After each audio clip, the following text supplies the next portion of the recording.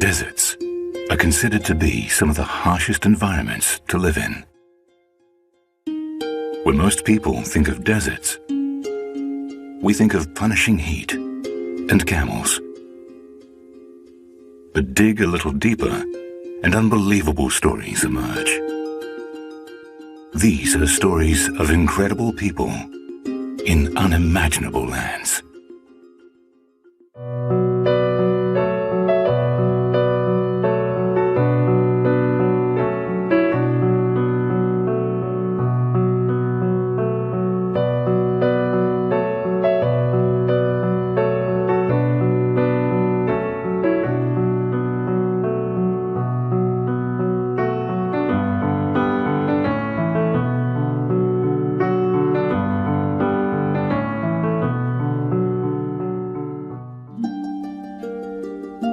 Deserts awe and frighten in equal measure. The ceaseless tracts of sand and extreme changes in temperature have long since kept out the least adventurous of mankind. But there are communities out there braving the conditions to coexist even with the harshest examples of nature. Behind the imagery of a never-ending sea of sand and solitary cacti is a lesser-known desert phenomenon, the salt flat. Salt flats, sometimes known as salt pans, are a vast expanse of ground that are usually covered in salt and other minerals. These salt flats occur when pools or lakes of water evaporate faster than the rate of precipitation, leaving behind minerals that existed in the water. Over thousands of years, these minerals accumulate, and lo and behold, these deserts start to look like the largest mirrors on Earth. This is the desert of Salar de Uyuni in southwest Bolivia.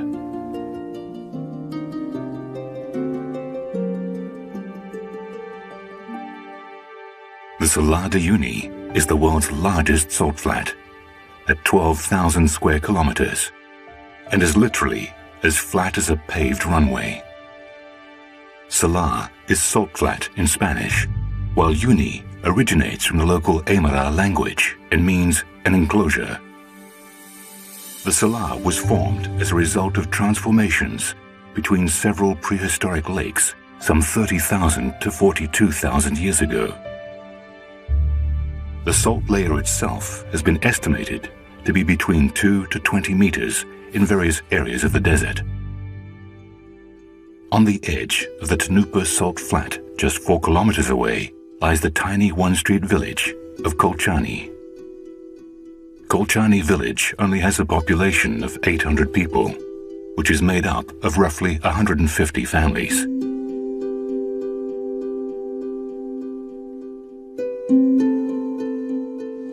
Bueno, primeramente, como querían explotar la sal, por decir, entonces hicieron el pueblito de Colchani, ¿no es cierto?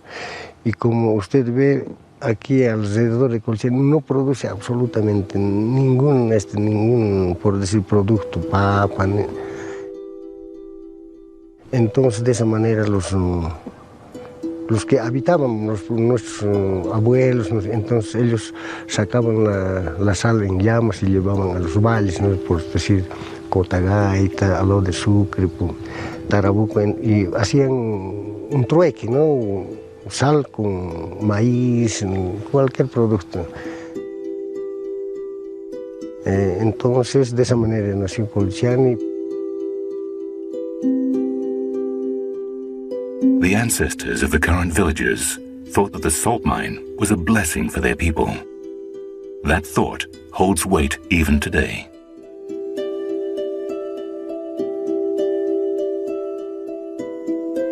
"36-year-old Fayer Moses is a villager from Colchani who, like everyone around him, followed in his father's footsteps and has been working on the salt flat since a very young age. Mi padre me enseñó a trabajar este trabajo, pero yo me siento parte del salar, ¿no? Y también yo pienso que si el salar fuera un ser humano también se sentiría parte de mí, porque siempre estoy trabajando en ella, ¿no? Eso es lo que puedo explicar. The desert is estimated to hold 10 billion tons of salt, But for sustainability reasons, only 25,000 tons are harvested each year. As a result, salt farmers like Moses have invariably suffered. Bueno, hace 6, 7 años era muy duro el trabajo porque era con picota y pala. Pero hoy en día estamos en un proceso de cambio, estamos mecanizando, diríamos. Before workers can manufacture the final product of salt that we eventually see, they have to scrape the surface of the Salar de Uyuni for as much salt as possible. At the salt flat, Moses prepares his equipment for the day's work. He assembles his tools and attaches it to his truck. As he drives his truck slowly, the scraper will scrape a small layer of salt from the surface, something the workers had to do manually some years back. Diríamos con el, ¿cómo se llama? Normalmente lo llamamos la arrastradora de sal. Bueno, o sea, tiene 3 puntos. Un punto es para colocarle al chasis y el otro también chasis. Y un tercer punto es para que al suelo, al salar, le dé fuerza, ¿no? Para que vaya arrastrando. Moses continues with the dragging work for approximately 2 hours in a chosen area.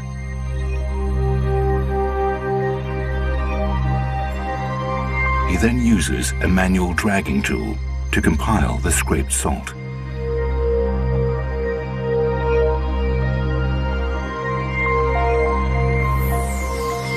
A un principio se me hizo un poco duro, pero, sabes, uno se va acostumbrando. El cuerpo mismo ya se acostumbra si es duro o no. Para él ya no siente uno. Bueno, para mí no es duro. Para un principiante o iniciante sí. The salt is then loaded onto the truck and transported back to Kolchani village. Over there, it's left to dry for a few more days before a distributor arrives to buy it directly from Moses. This is a typical day of work for Moses and his fellow villagers.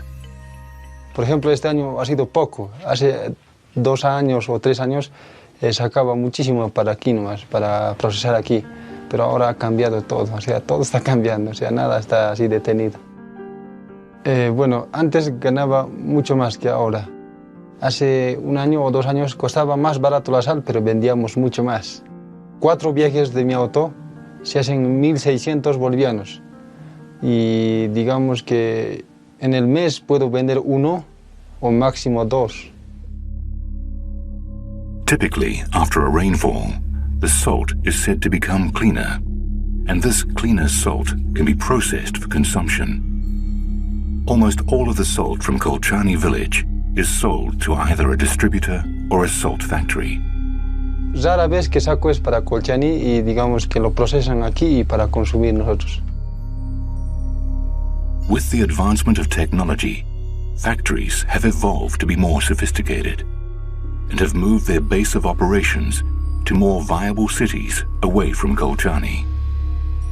Nevertheless, Kolchani village still has one small factory left, where everything is carried out manually, a remnant of a bygone era. It has been run by the same man since 1987, Juan Kalizaya Ali. Primero, nosotros la sal que lo ven allá al frente, lo traemos del salar a 6 kilómetros, en camión, chorreando agua. Luego, con el sol también va secando un poco. Y una vez secando la sal poco, ya le prendemos el fuego para poder secarle más. Porque si lo pasamos directo al molino no muele. Juan still needs to cook the raw salt to remove its water content. And he does this the traditional way, by using wood chips to fire up the oven. It's a tough process, as Juan is subjected to inhaling the poisonous gas that is emitted. But for the owner of a small family-run factory, he has no choice. Bueno, luego del horneado, nosotros al otro lado, que han visto el bateón, Ahí sale el agua de la sal, se convierte en vapor. Una vez secado ya lo llevamos al molino. In the mill, Juan uses a grinder to grind the raw salt into fine salt. At the same time, he adds iodine to the salt to iodize it and make it safer for consumption. Bueno, este proceso nos ha enseñado, ha venido en, más o menos en el 87, por ahí también ha venido al programa, como se dice, Programa Nacional Mundial de Salud, ¿no? Entonces eso nos han enseñado a ayudar la sal, porque antes la gente comía sin yodo. Ponemos el yodo para evitar el problema del bocio o glándulas la tiroides. Juan keeps his operation small and within his family. His wife will help him in the packaging process. En un día, tratándose de trabajo normal, 8 horas, lo hacemos 5.000 kilos entre 8 personas. 5.000 kilos. O sea que 100 bolsas de 50 kilos. The packaged salt bundles are ready for sale and consumption. Juan has to work with the village cooperative to make his sales happen. Bueno, el paquete de 50 kilos, ahora como no está lloviendo, lo vendemos 14 bolivianos. Y cuando llueve fuerte, la sal sube, puede llegar a 16, a 17, de acuerdo a la lluvia. During the rainy season, most of the enormous salt flat is covered by shallow water, as rain has nowhere to drain. These few inches of water have a dazzling effect on the landscape, transforming the plain into one endless mirror that reflects the sun, sky, clouds, and visitors. Salt is a valuable commodity, yet beneath the surface of the flat lies an even bigger treasure for the world: lithium. In the vast expanses of Earth's deserts, man has continued to defy expectation by inhabiting the extreme terrain and weather. The Salar de Uyuni in Bolivia is the world's largest salt desert at 12,000 square kilometers. Salt is considered a valuable commodity, and the Salar de Uyuni is said to have contained over 10 billion tons of it. But despite that extraordinary figure, beneath the surface of the salt flat lies an even bigger treasure for the world. Amidst the ceaseless surfaces of salt and the occasional mirages of the desert stands a lithium production plant. Plant manager Napoleon Saceres Baez explains the importance of lithium. Ya, el litio es un elemento de la tabla periódica de los elementos de la tabla periódica de química que en este caso es un acumulador de energía para lo cual nosotros queremos industrializarlo. Últimamente, el litio se usa como les decía, para acumulación de energía, y en este caso está direccionado, en nuestro caso, para las baterías de litio. Específicamente estamos trabajando nosotros. Lithium is used to power batteries in everything from mobile phones to laptops to electric cars, and is now being advocated as the clean energy source of the future.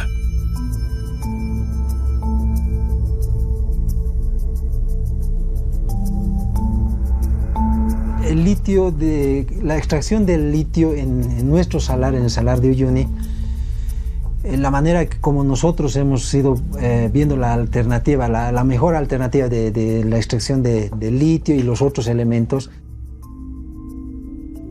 ¿Ya? Entonces, lo que hacemos nosotros es extraer mediante bombas el líquido del salar, pasarlo a unas piscinas de evaporación. Lithium is concentrated in the brine under the salt crust. Salar brines can be described as underground reservoirs that contain high concentrations of dissolved salts, such as lithium, potassium, and sodium. In order to extract lithium from brines, the salt-rich waters must first be pumped to the surface into a series of evaporation ponds, where solar evaporation occurs over a number of months. Because salar brines naturally occur at high altitudes and in areas of low rainfall, solar evaporation is an ideal and cost-effective method for precipitating salts. As evaporation takes place, the elements from the liquid become crystallized. These crystallized elements from the pools are then sent to a lab to be further analyzed to identify their lithium content. Todo el salar tiene litio, solo que los porcentajes, las concentraciones de litio va variando según la zona. ¿No? Casi la estructura salina del salar tiene más cloruro de sodio y sulfato de sodio. Y el aporte que le da las salmueras, los líquidos que entran al salar es con el potasio. Entonces, en cierta manera se puede decir que el litio y el potasio son renovables en nuestro salar, por las continuas precipitaciones que se da tanto en el salar como alrededor del salar. The importance of the Uni salt flat is in the quantity of the lithium that is available. It contains 50 to 70% of the world's lithium reserves. With an estimated 9 million tons, Bolivia holds about 43% of the world's lithium reserves. Most of those are located in the Salar de Uyuni. Es de los salares más grandes del mundo y como la concentración de litio en el salar es decir, existe en el salar solo que en diferentes concentraciones. Entonces es nomás considerado la cantidad de litio, la mayor cantidad de litio en el mundo. Despite its everyday use, the massive amounts of salt aren't just harvested for consumption. The Luna Salada Hotel de Sal is a solitary structure surrounded by the vast amount of salt. Naturally, the hotel was built with the biggest and most easily available resource surrounding it: salt. El hotel ha sido construido hace 8 años atrás, es decir, el año 2004. Los dueños es una familia de acá de Bolivia, cuales ellos han invertido. Tienen le dan cierta participación, si no es en el hotel, pero sí en temas de mantenimiento a la comunidad, en temas de materiales de construcción como ser la sal, ¿no? The 2,500 square meter hotel is covered in coarse stone walls, exposed beams, and coupled with natural materials and colors, which give the rooms a magnificent atmosphere. A labor force sourced from nearby communities built the hotel, and many of the local materials were used, making the hotel a product of the people's environment and culture. Ahora, el material, si se quiere decir, principal del hotel, se lo ha extraído desde el salar. Vienen los bloques de sal, la sal granulada y, obviamente, las piedras, la paja y las maderas que es del área, ¿no?, en el que estamos, en el que nos rodea. 200,000 salt bricks have been used to create the different shapes and forms required for the hotel's construction. All of these bricks were harvested from the salt flat. La sal que está dentro del salar es una sal que no tiene yodo, ¿no?, el cual es uno de los elementos químicos principales para que la sal sea apta para consumo humano, ¿no? Esa es la gran diferencia, ¿no?, para el proceso de que el bloque de sal y la sal de consumo. Salt blocks were used to create almost everything seen in the hotel. The salt brick walls, floors and roof, all the way down to the tables, chairs, vases, and even beds are made of salt. No son partes pegadas, son partes enteras, que las han tallado con mucho cuidado y están hechas completamente con los bloques de sal.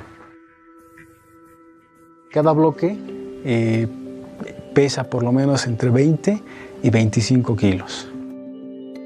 Para que se pegue el bloque y se quede fijo, se utiliza una mezcla de sal fina con un poco de agua salada que se extrae desde el salar, ¿no? Para evitar que el contacto del agua dulce lo vaya derritiendo el bloque o lo vaya destrozando. Todas estas formas han sido hechas con máquinas especiales por como te comenté, por el peso del bloque. Tú haces un cálculo, aquí tenemos más de 300 kilos o más de 500 kilos en un pequeño arco, ¿no? Because of the material used, hotel maintenance is heavy and year-round. La sal que se extrae desde el salar es bastante húmeda. Entonces, una vez que se va secando la sal, se va desprendiendo de la pared, ¿no? De las paredes, y es como que se va secando y se va desprendiendo, destrozando poco a poco. Entonces, el mantenimiento se lo tiene que hacer por lo menos, un mantenimiento grande, estamos hablando de cada 3 meses al año, ¿no?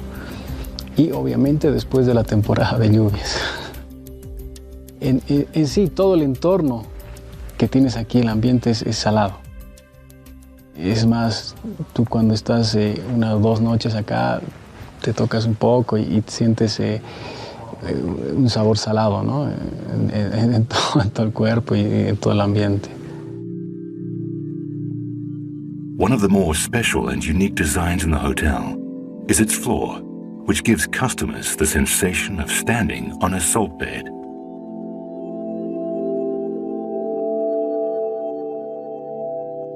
The intense beauty of the area has led to many a superlative.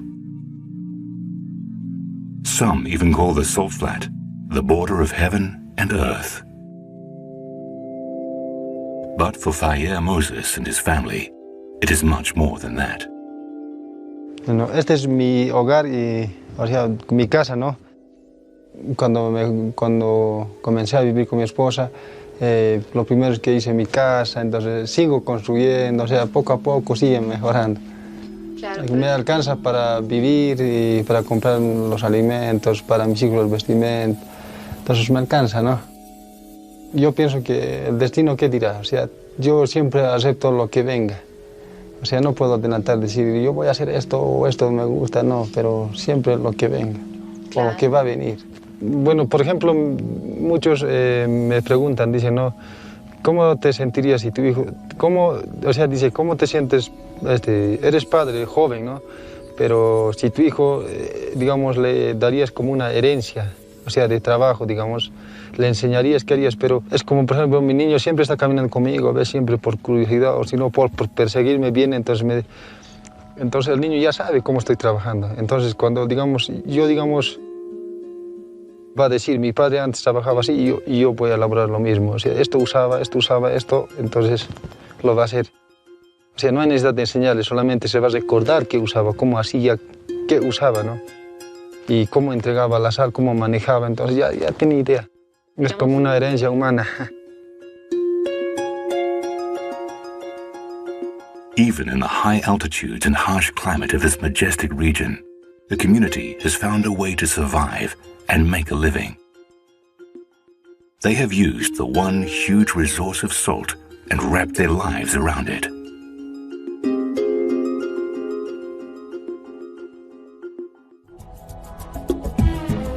Nestled between the Arabian Peninsula and the Horn of Africa lies the isolated island of Socotra, once described as the most alien-looking place in the world. Deserts usually allude to desolate lands and sparsely occupied regions, with the striking imagery of infinite sand dunes dotting the landscape. But in the Arabian Sea, Socotra defies expectation. Socotra was a legendary place, a unique landscape considered to be at the edge of the world's maps. But now it has evolved to become one of the most biologically diverse places on Earth.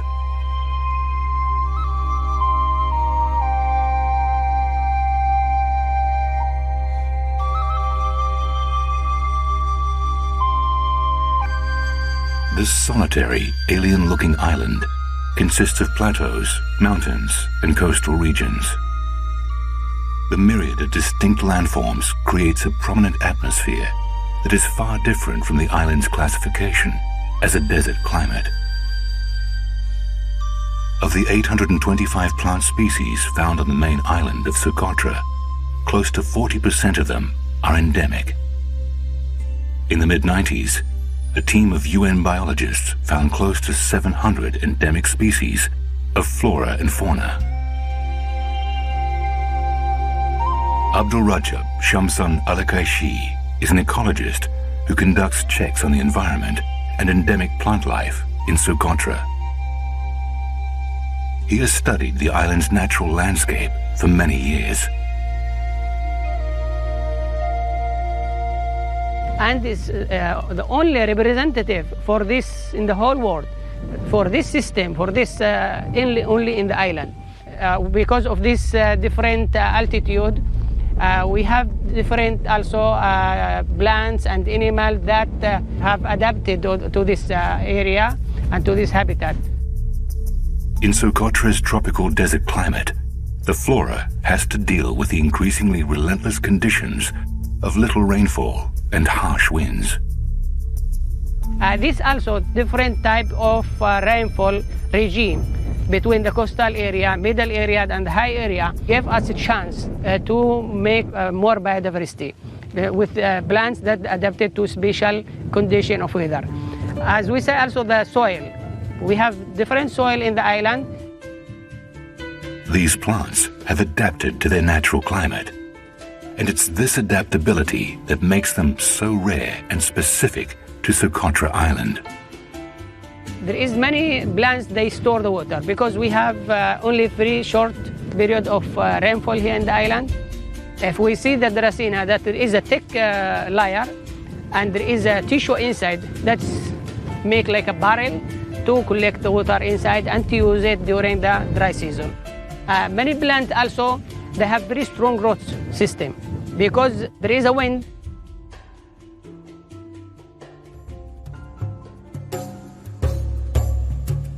Despite Socotra's isolation and brutally arid surroundings, there is still a population of over 40,000 people. And just like the plants, the Socotri people have found a sustainable and eco-friendly way to coexist with the land. Ali Hassami is an indigenous herder who grew up in the island's traditional society. He reveals his people's way of life and their symbiotic relationship with the landscape.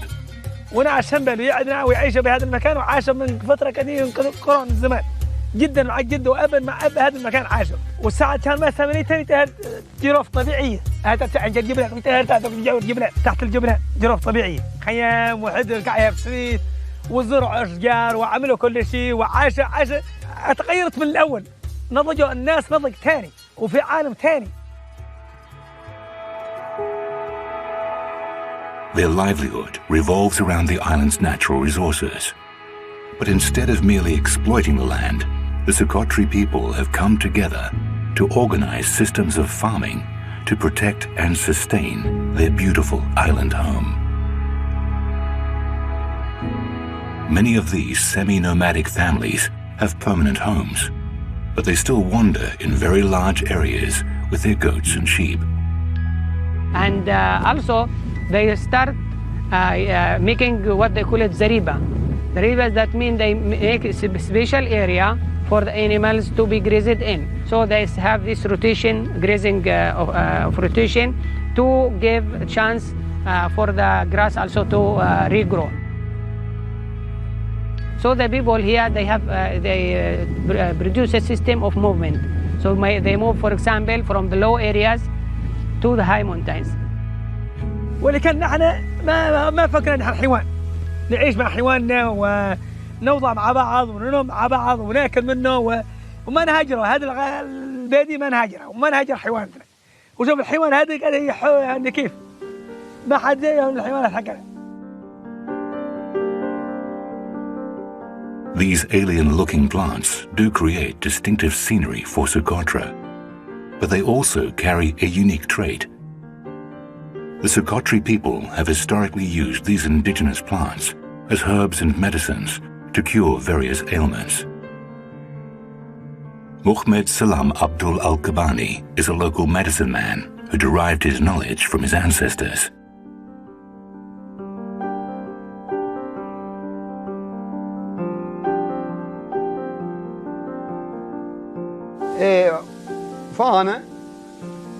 فانا بيجي ادويه وبيجي دكاتره وبيجي مستشفى. ناس كانت تعتمد على الاعشاب الطبيعيه الموجوده من الاشجار سواء الطائف.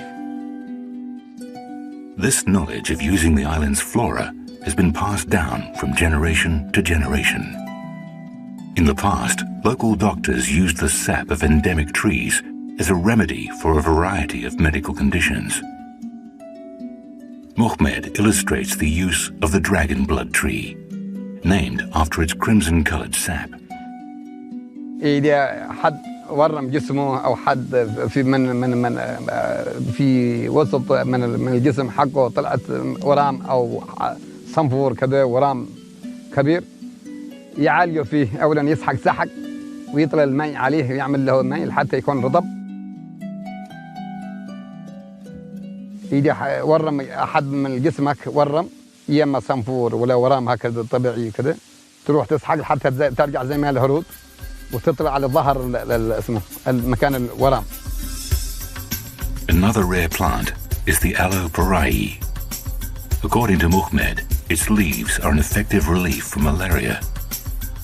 The Socotra people have used this plant's leaves since the ancient days when modern medicine was non-existent on the island. أولاً يقطر تروح منه الورقة حقها تقطع قطع وتقطر إلى مكان إناء، إما كوب ولا شيء حاجة مثلاً يحفظ حق التقطير هذا حتى مادة سائلة. لما يكون نص القلاص كذا لما تمثل كربة حق أو مطارة أو شيء في شهرين بالأخير تروح تطرحها بالشمس حتى تكون جامدة. هذا تحول من مادة إلى حاجة جامدة تستخدم العلاج الملاريا والعلاج The medicinal qualities of the plants add an important dimension to their existence. But despite local preservation efforts, they face the threat of extinction and are slowly disappearing. Like the plants, Socotra's culture is still persevering in these testing times.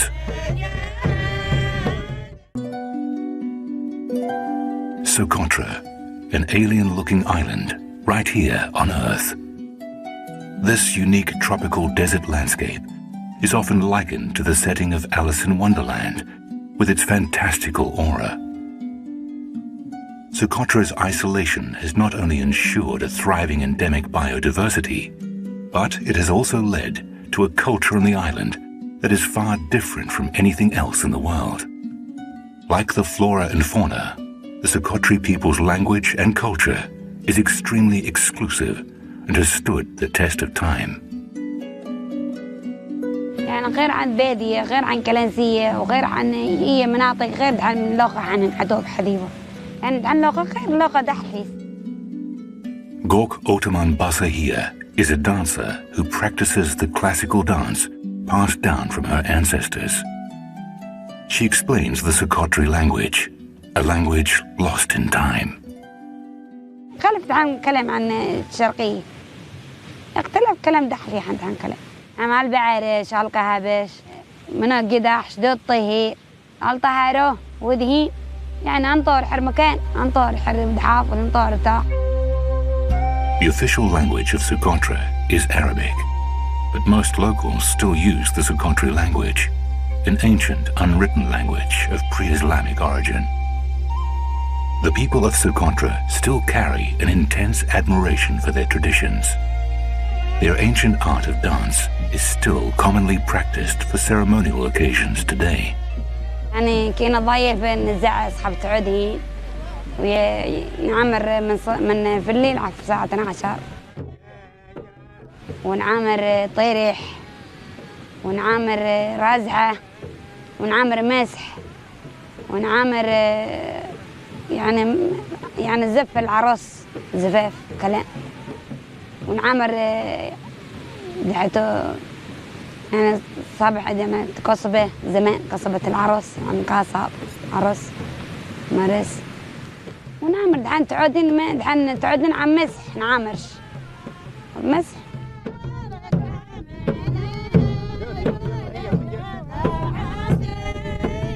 The distinctive dances offer a glimpse into the culture's roots. The locals in Socotra have a culture that is a melting pot of Arabic, African, and Indian influence. In such an isolated region, the Socotri people have fervently held on to their precious culture, a culture that deserves to live on through the generations to come. In 2008, Socotra was recognized by UNESCO as a World Natural Heritage Site due to its invaluable abundance of endemic plant life. This jewel of biodiversity is sometimes labeled the Galapagos of the Indian Ocean. But despite the array of species in the locals' preservation efforts, many of the plants are starting to face the threat of extinction from this scorched land. نحن نفتقر في هذه النباتات الموجودة في جزيرة سقطرى لأنها من أهم النباتات النادرة والمهددة في الانقراض. Ahmed, a botanist, and his father, Abdib Abdullah, are both members of a family working at a local nursery that replants endangered species. The young botanist was initially trained by a member of the Ministry of Agriculture, but he soon learnt the ropes and began his own practices. أحمد يحيى إجا وصلح المشتل وطلعت معه أنا إلى حجهر 14 يوم. كان يدربني كيف يأخذ العقل وكيف جمع البذور وكيف زراعتها وكيف اختيار الأمهات وكيف. The first batch of plants was planted in the nursery in 1996. Ahmed collects various plant species from the mountains and replants them in his nursery. He keeps detailed records of the plants and where they were collected. أطفال يستلهم تربية هذا المشتل هذا مثل الأطفال. نحن حافظنا هذه الأطفال الموجودة هنا مش أطفال بني آدم، أطفال نادرات يعني أشجار النادرة الذي بدت بتهديد الانقراض. Desert landscapes have taught people to conserve water and manage it efficiently. And it is no different in Socotra. Ahmed's nursery has a customized watering system that has been modified to cater to all the plants and their differing needs. شفت ولا لا؟ هي التسقية في المشتل يوميا، ولكن مش كل الأشجار. في شجرة نسقيها بعد يومين، في شجرة نسقيها بعد 3 أيام، في شجرة نسقيها بعد نص شهر، في شجرة نسقيها يوميا. The archipelago's previous isolation means that even the slightest change in the environment would have an impossibly high impact on its habitat. The construction of the airport in 1999 marked a drastic change in Socotra's fate.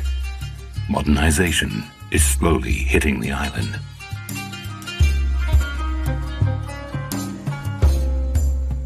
هذه المال، هذا يعتبر مال لو في دولة ثانية، هذا مال مش يعني خوصة، هذا مال مستقبل للأجيال.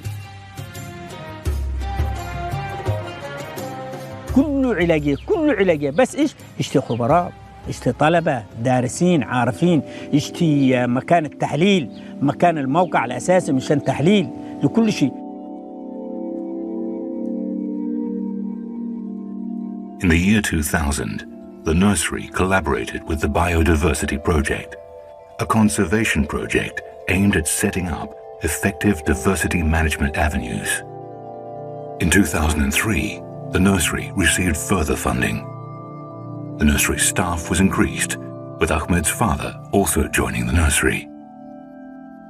The main focus of the collaboration between the nursery and the Biodiversity Project was to replant the endangered plant species of Socotra.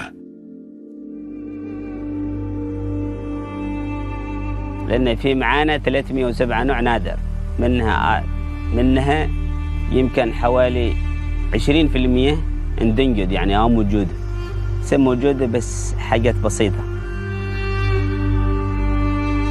Today, the nursery has more than 300 endemic plants, with 20% only found in limited capacity in specific regions on the island.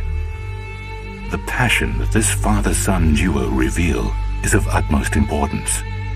It's this passion that drives the preservation efforts on Socotra. Preserving the flora and running the nursery are a lifelong effort for Ahmed and Abdib, who fuel the project through their indomitable spirit.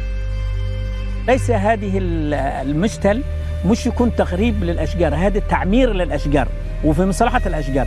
ولكن نحن المشتل أنتم تدركون لأن أي شيء مش مشتل وماس، أي شيء لازم يشتي غداء قراع وعشاء وغداء. أصبح المشتل بدون أي شيء، يشتي السايح، يشتي المسؤول، يشتي الوزير، يحصل هذه المشتل. هذه المشتل ما ينشأ كذا بدون، لازم يشتي له ميزانية تشغيلية مشان يثبت المشتل مشان يتوزع. ثانيا نحمل الجهة المانحة في الجزيرة أن تتحمل هذه الأشجار، يجيب يعودوها إلى موطنها الأساسي، يكون عليها دراسة في الموقع، يكون عليها يعني تشبيك، يكون عليها نقل.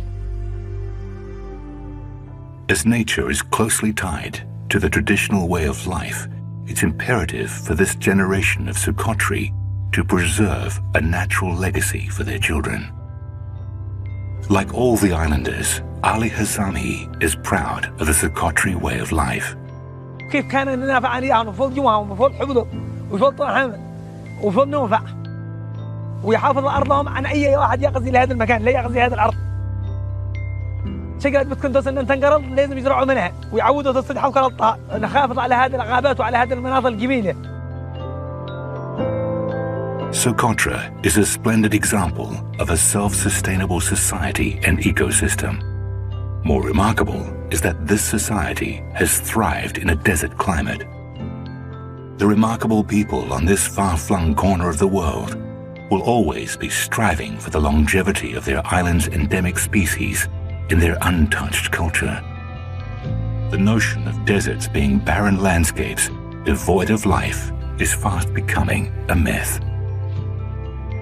Bolivia's Salar de Uyuni and Yemen's Socotra are prime examples of the peculiar regions on Earth where mankind has not only learned to live in the austere conditions, but to thrive in them. It is a testament to their culture that they have developed an intimate relationship with their surroundings, utilizing the land as well as protecting it.